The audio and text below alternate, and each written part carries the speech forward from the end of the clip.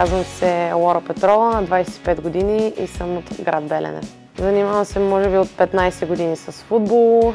Запалих се, както повечето момичета бих казала, като малка с по-големият ми брат и неговите приятели. Играхме футбол на игрището до вкъщи. Естествено, аз бях единственото момиче. Те не ме искаха, защото бях малка. Исках само да играя с топката, не ми я подаваха. Целеха ме с топката в лицето, плачех от време на време, но винаги така или иначе се връщах на терена. Мога да кажа, че брат ми беше основната причина да се запаля по футбола.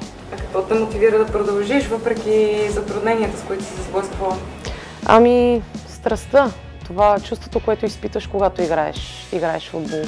Повечето, предполагам, и мои съотборнички са били по същия начин. Не е имало нещо относно финансова гледна точка или така, просто чувството да играеш тази игра. Имаш ли любим спомен с националния отбор?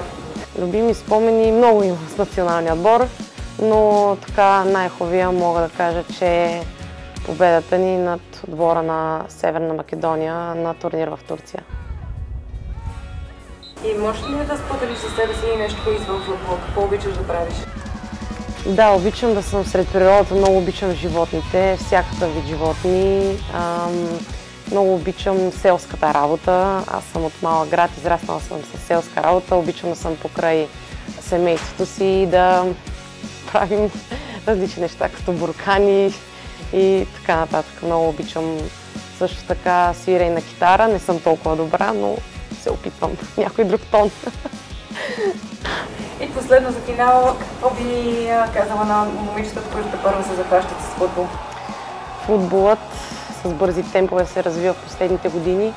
Бих казала на момичетата да не спират да се трудят, защото независимо колко талантлив е един човек, труда е неизменна част от успеха в футбола. Да не спират да се трудят, да вярват и най-вече да се забавляват на терена.